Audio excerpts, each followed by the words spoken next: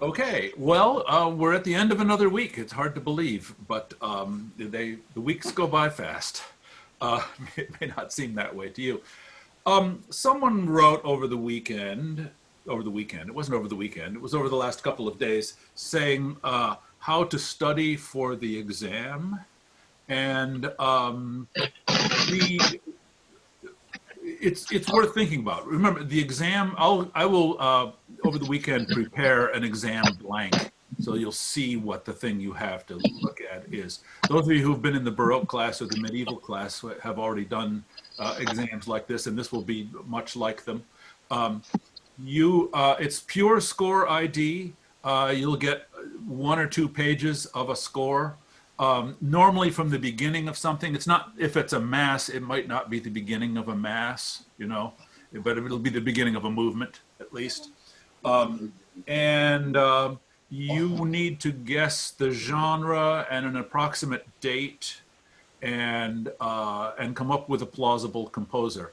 And all of these things, you're not required to be right, though being right doesn't hurt. If you're right, I don't have to fuss. And I give you a place to write in your observations. Um, and maybe this would be more profitable to talk about once I have the exams. I don't really grade your observations, but I use, in case you give what seems like a weird answer, I can look at your observations and see that maybe you did some small dumb thing that, like, you thought Spanish was Italian, and that threw you way off. And so it's a way of giving you extra point, as much partial credit as possible. I promise that I try to make it as easy as possible by giving you the clearest possible examples. And of course, what's clear to me may not be clear to you. And I promise that I give generous extra, or not extra credit, but partial credit for answers. And I try to be reasonable with plausibility. So if you say Dunstable and it's Dufay, that's probably going to be okay. If you say Dunstable and it's Mudara, that's different. Mudara, who only wrote works for the lute or for the vihuela. What I would do if I were studying, what I would do if this were a normal semester and I was studying, I would get together with people and show each other scores and get them to guess. You can't really do that, but you can still Zoom together and talk about what you see in each genre and stuff. Things that's wise to know, you should know what a Dufay motet looks like, what a Dufay mass looks like, what a Dufay song looks like. And I won't ask you ambiguous things or things that seem ambiguous to me anyway. What was I going to say? Learn to recognize the major European languages, which but it's a lot of people have a hard time with it. Spanish and Italian can look more alike than you think. Here's something that screws people up sometimes on doctoral comps or doctoral quals. Madonna just means my lady. So it's not necessarily the BVM, okay? As we will learn today, actually, we'll have a secular example. Learn the languages, learn the different genres, learn the forms, the form fiques, because those are great clues, and see what you can do. I like score ID tests. They're a pain in the ass to grade, but that's not your problem. I like score, and forgive me if I've said this before, because I say it a lot.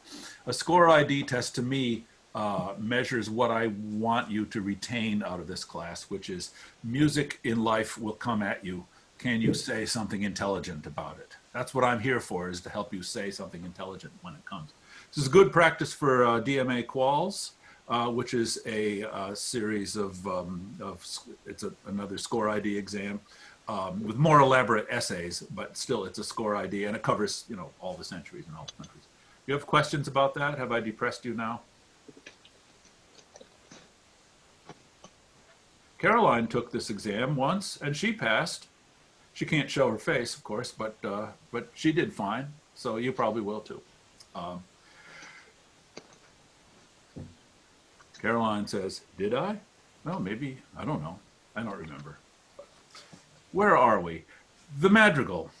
Good air in. Part 2. So to recapitulate the story so far, something like this. In the intellectual circles of northern Italy and Rome, Rome's sort of in the middle of the peninsula. These urban intellectual circles, people were really fascinated by everything Greek and Roman. But this is the Renaissance humanism at its peak. Good luck for you to like stand in there while it's still. Oh. I love you. Does someone need muting? There. Okay, so they were very interested in everything Greek and Roman and just sort of taking as much of it in as they could. And what they wanted was A, to learn about it, and B, to make use of it, not to reproduce it, but to imbibe it and put it into their own culture, to create a golden, they saw Greek and Roman periods as golden ages of civilization, and they wanted to make their own golden age that built on those things. And so, as I said, they observed Roman architecture. They created Palladian architecture, which is different, but which shares some things in common. They were fascinated by early 14th century Italy, with Petrarch and Dante and Boccaccio and stuff like that, which they saw as a kind of golden age, a kind of minor golden age of their own. When the Italy was producing a more interesting culture than it was then, and so they were reviving this old poetry, and still the Italian language. One of my professors said Italian language has not changed much over the centuries the way English has, because it always goes back to Dante, and Italians can read Dante in a way that Americans can't read Chaucer. And so there was that element to it. And they were fascinated by the idea of Greek music, which they had descriptions of and some music theory from, but they didn't have any of it, or they had only little fragments, and which they couldn't make much sense out of, and it was not enough to build a culture of their own. And so the madrigal comes out of all of these impulses of wanting something for them that was like what Plato described as Greek music was to the Greeks. That sentence started better than it ended. That's often the case. And they wanted music that would set this high quality poetry and bring out its words in this kind of uncanny way that the Greeks described their music as doing. And they wanted music that they could sing. And so the early madrigal comes out of that, and it comes out of all these impulses plus the presence of the oltremontani, these composers who were trained in the French and Flemish-speaking lands and came down to do sacred music, but came down with a lot of training and a lot of different kinds of music under their belt. We saw that last time, how many different kinds of distinct kinds of French song were existing at the same time.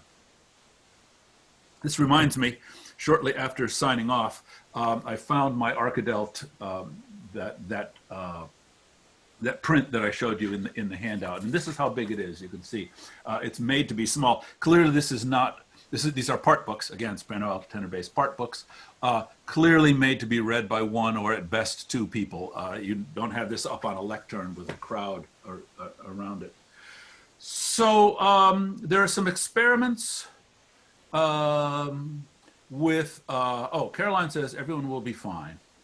Okay, good. Let me get rid of the chat here. Let me share the screen.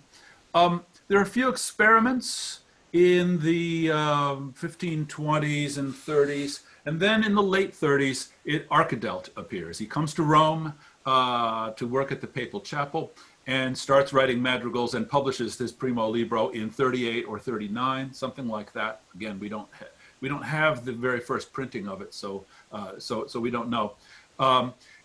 But its first piece is this, Il Bianco e Dolce Cigno, and it takes the basic texture of the Parisian chanson, which is simple and oriented to amateurs, and changes it up pretty subtly. It takes out the form fixe, so that, or the repeats, so that it's through composed. Oh, Caroline did research and said, yes, all of Arcadelt's Primo Libro, she believes, is through composed. I think that's kind of part of the whole definition at the time.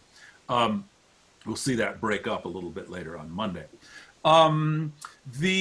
It's the basic texture, mostly homophonic, very so the words come out clearly, and the words are pronounced in the kind of rhythm that they sound. Il bianco e dolce cigno cantando more, et io piangendo giungo al fin del viver mio. You know, it comes out very clearly, and then he does these little things to lift up the words and support them, like et io piangendo. There suddenly it goes into this flat modality temporarily. So the weeping is a sudden change of mood, and the possible sexual symbolism here down at the bottom of this page and the top of the next.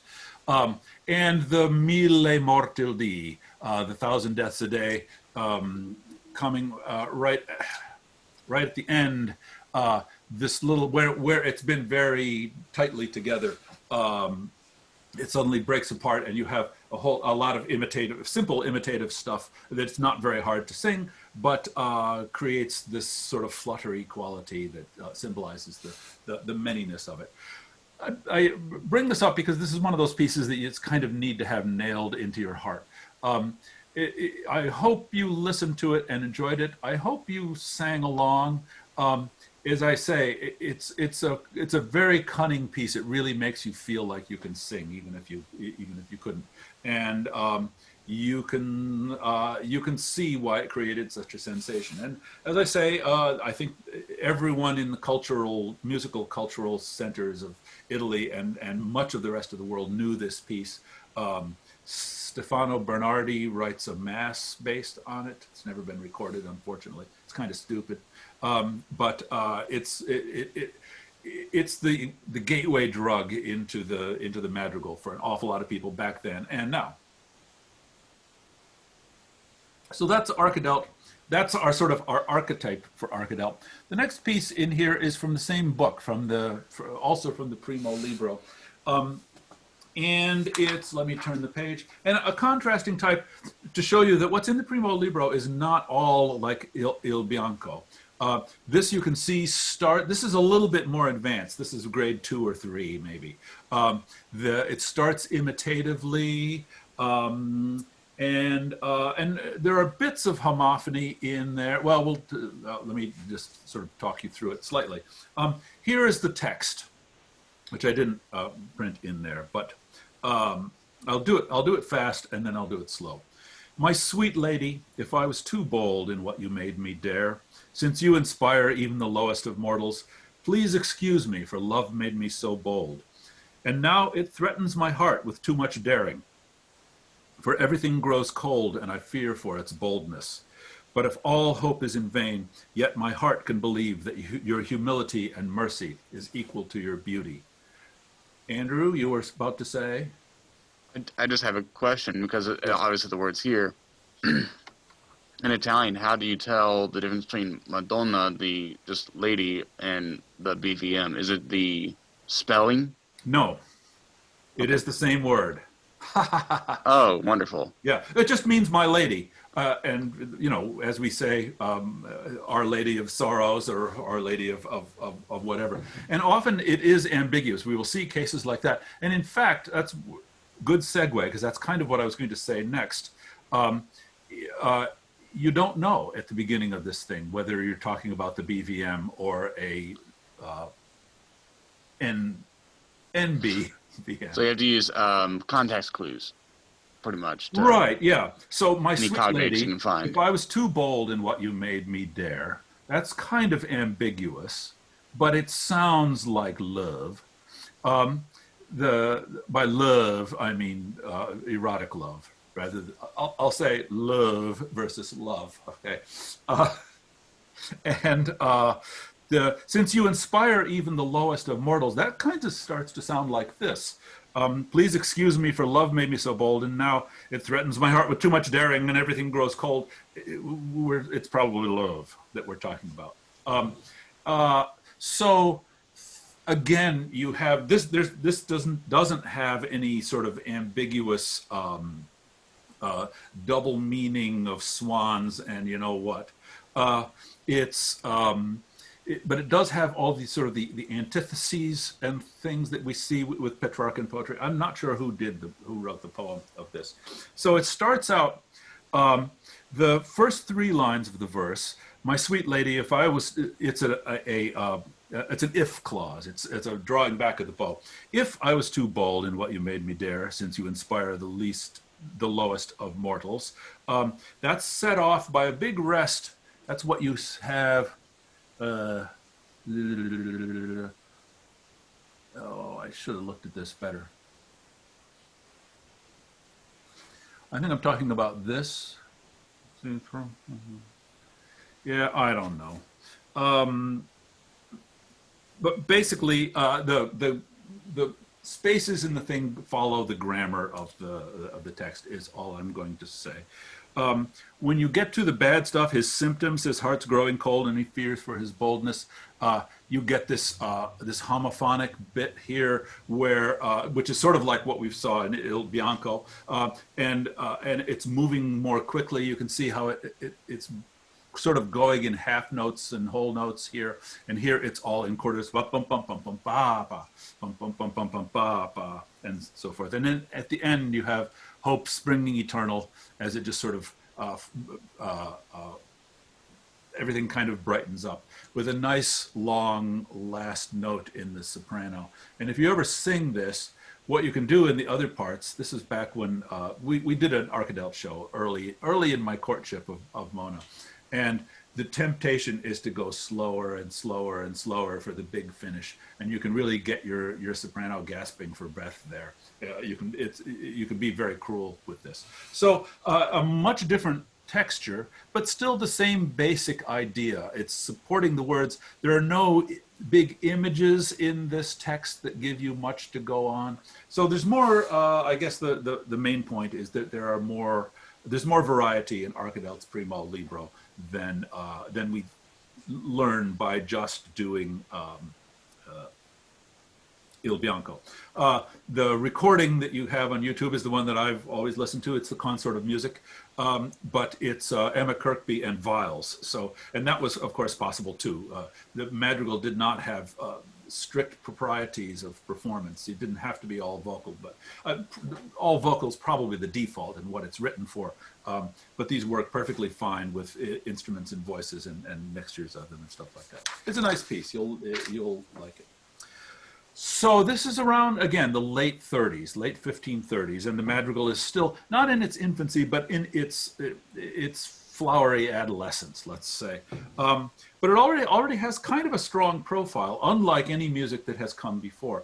It's small. They're in four voices. Four voices is the default at this point. Again, any one book of madrigals is likely to be all in the same number of voices just because of the part book phenomenon. It doesn't always work that way, but usually it does. They're short. These are both under 2 minutes, or just about 2 minutes, which is too short for AM radio. It doesn't fill up a 45. Not that they had to worry about that, but it's not the. I always say after playing Il Bianco for people, how many times in your musical life have you said, "Damn, it's over"? I really wish that song was longer. Doesn't happen much to me, but it does happen with Il Bianco. They're through composed. That again is part of the conception of the madrigal, whether it's really part of the definition. They are largely homophonic, but not always. Certainly more homophony here than we see in the motets and masses of this time. They're clean and accessible to sing and hear, And they're written most prominently by transplanted Northerners, Arcadelt and Verdelot. Arcadelt and Verdelot, their names go together nicely, like Rosencrantz and Guildenstern, or Tweedledum and Tweedledee. I haven't played any Verdelot for you, but he's great too. It's a little hard to say exactly why this should be such a powerful musical idea, you know, and that's always a little hard to say at distance. You know, why did early jazz develop into something and ragtime just kind of remained itself? I hope that's a fair thing to say. Very hard to know. But I hope you can feel the pull of it from hearing Il Bianco ed Oro, hearing these two things by Arcadelt. This is a very appealing kind of music, and especially appealing to perform. So again, above all, two guiding ideas that would change the world. One is using the best Italian verse possible and giving it the most sensitive setting that you can think of. And that includes text declamation, getting the words across, and illustrating the mood, not the mood of the whole thing, but the mood of individual bits there. And the other thing is that the best composers of the age, the cutting edge music, this happens very seldom. The cutting edge music of the age is being written fundamentally for amateurs. And that it's written for amateurs affects the kind of music that it is. All of this is, as I said last time, a function of music printing. There are enough people out there who can read music that this can work, and there are enough people out there who can read music that Attignon can make a living printing it, and there's enough music out there that it's worth learning to read music. And so with a musically literate amateur community, and we're not talking peasants here, you know, we're talking the upper crust, not the 1%, but the top 25%. I don't know, making it up. That they can read music and they like this stuff, so it catches fire.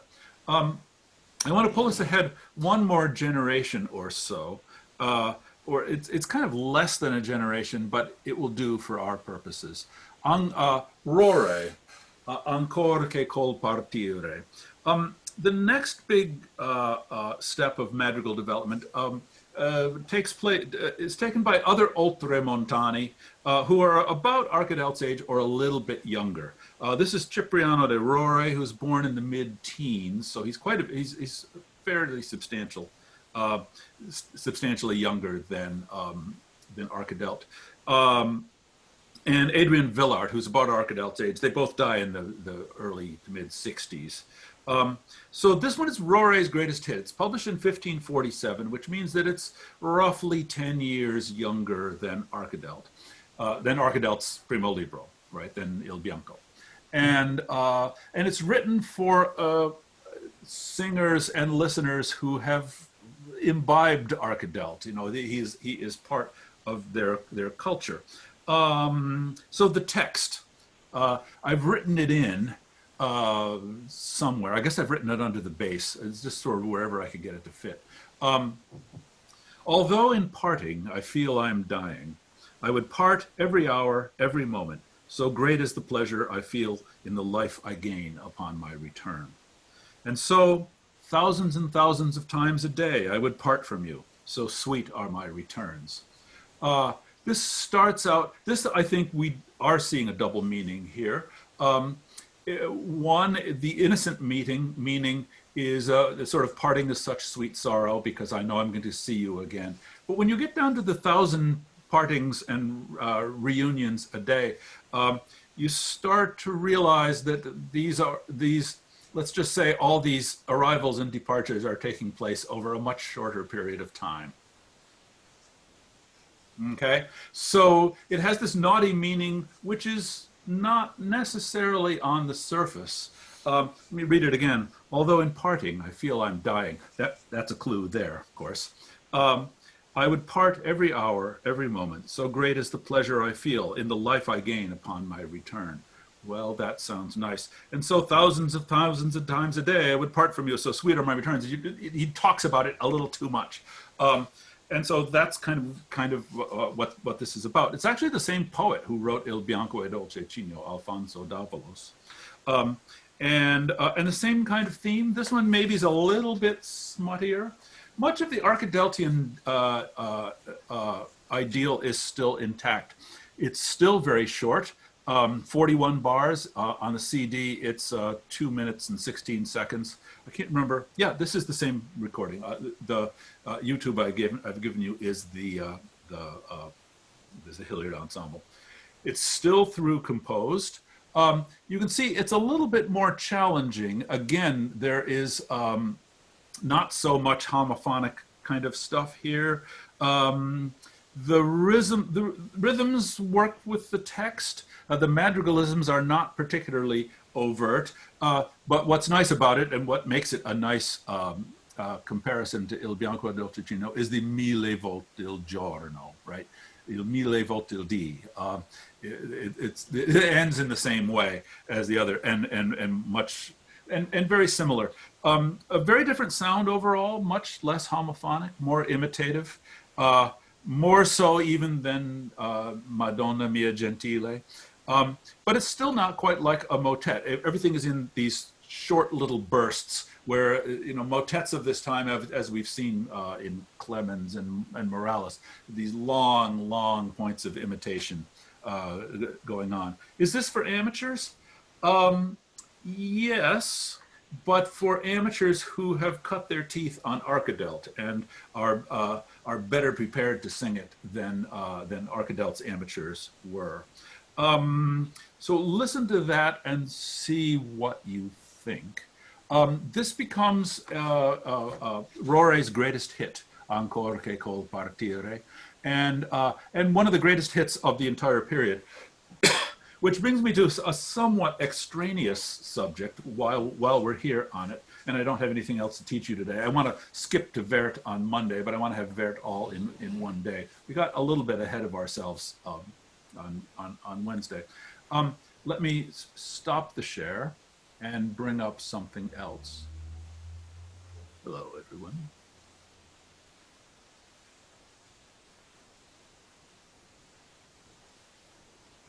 Do you see a title page of a 16th century book? Oh, well, don't tell me because I can't. Yes? Regole passaggi di... Yes, okay, good. Regole, passaggi di musica, madrigali e motetti, passeggiati. Toward the end, we're skipping ahead slightly, but while we're on the subject of Ancor che col partire, toward the end of the century, it starts actually in the 30s. The earliest ones are pretty early, but it crescendos to a climax toward the end of the century. Books come out telling people how to make ornaments, how to ornament music. And giving you these elaborate instructions. We've come up, the word we made up in a seminar some years ago is the ornamentographers. I don't want to call them the ornamenters because the practitioners of music were ornamenting their music, but these were the guys who wrote down about how to do ornaments. So we used that, and John Bass, whom some of you know, used the word ornamentography in the title of his dissertation. And a few years ago, I heard someone reading a paper at the AMS using the word ornamentography. So our program has added one word to the musicological lexicon. So listen for it and try to use it when you can. There are a number of these. Some of them are for different instruments. This Bovicelli happens to be kind of the nicest one. It's for the voice, actually, not for instruments. There's one, Ganassi does one for the recorder. Ortiz does one for the viol. There's some for the cornet and stuff, but it's all basically the same thing. He gives you, let me page down through this a little bit. So he gives you explanations of things. This is 1594, did it say? 1594. So we're very much at the end of it. This is the year Palestrina and Lasso died.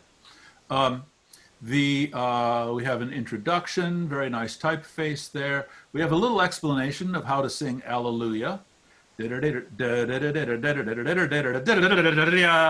know, and some other, he talks about this. You don't need to worry about it. But I mean, you don't need to worry about any of this. This is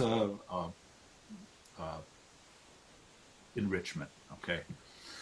Let me skip through a few pages.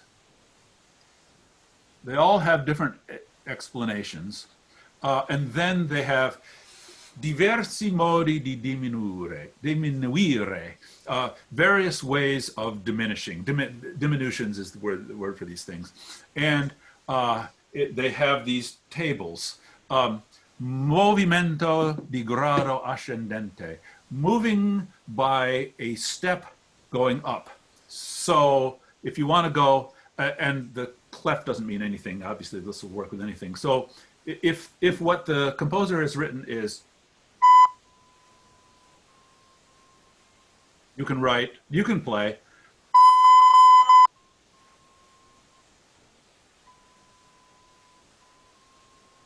nice minor color there, right?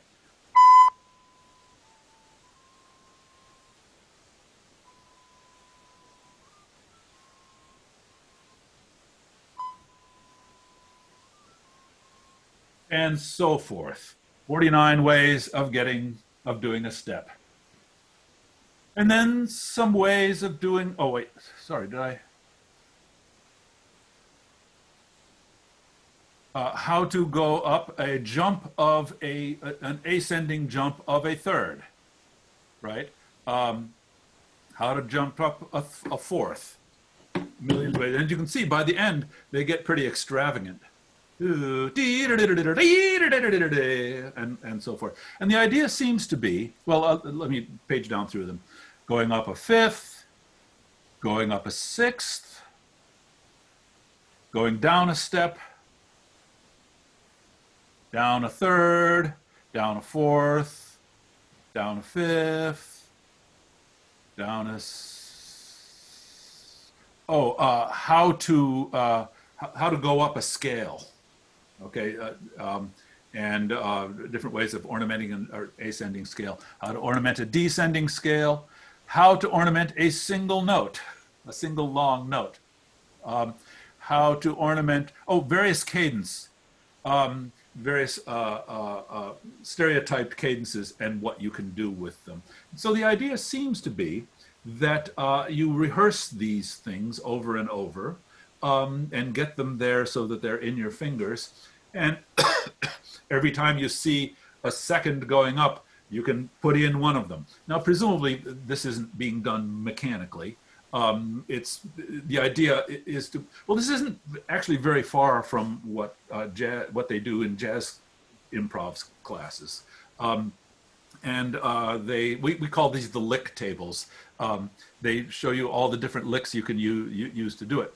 And so you get so that you know some of these and you have them at your disposal, and then you can use your creativity. And it's pretty cool, actually. It's a fascinating subject, and one that a lot of people are really interested in. And people are doing these workshops, these summer workshops and things, where you go through Botticelli, and everybody goes through these things as lessons and then tries to do their ornamentation. So you have a lot of that. Something to the reader. And then we have what we have termed ornamentographs. In other words, these are pieces of music with suggested possibilities for ornamentation.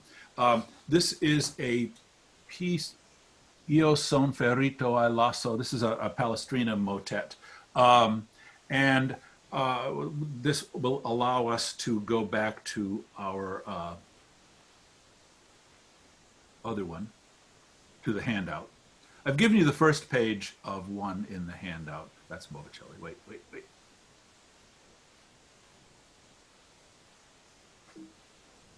Now I can make that go away. You're back on Ancora che col partire? Okay. So this, you can see it's attributed to Rore. This is a few pages below in Botticelli. And it's attributed to Rore, and it's actually, it has the text Angelus ad pastores ait, but that's a sacred contrafactum of Ancor che col partire. And they did this a lot. They would take a popular secular song and add sacred words to it, and voila, you've got a motet. And this is the only place where these words survive, but apparently it was being done. I think he has another one of Encore itself, or maybe someone else.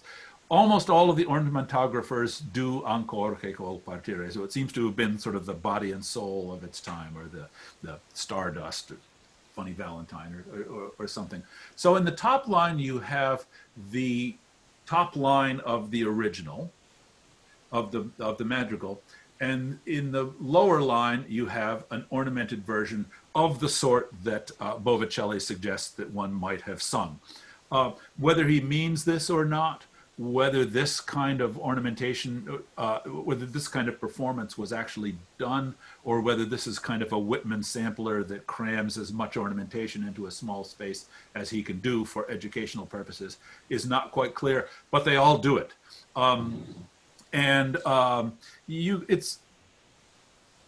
It's worth, because I've only given you one page, so you can't really pour through it. But it's worth looking and seeing what they are doing at every point. And it gets very extravagant, and it goes on for a couple more pages. Obviously, this is not going at the same speed that it was when we were singing the madrigal. According to my thing, the Hilliard recording is 2 minutes and 16 seconds long. The Bruce Dickey recording is almost 4 minutes long, so it's going almost half as fast. The YouTube, good news, it is Bruce Dickey himself playing this live with a viol and an organ. And you can see my personal Facebook friend, well, my personal friend, I guess. I've only met him a couple of times, but we communicate from time to time. He's the guy who made the cornet what it is today, and a fantastic player. So listen, you don't have to listen to the whole thing, but you may want to. It's a good example of sprezzatura, of making hard stuff sound easy, and he's a fabulous player. And I have run out of things to teach you for now. Any questions or anything to talk about?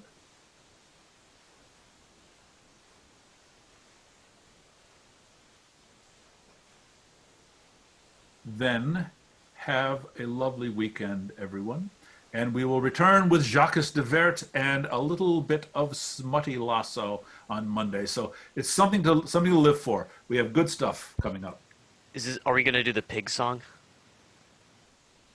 No, we did the pig song last time. Okay. Yeah. Okay. But I promise you'll have a good time, just the same. All right. Break we are, watch up.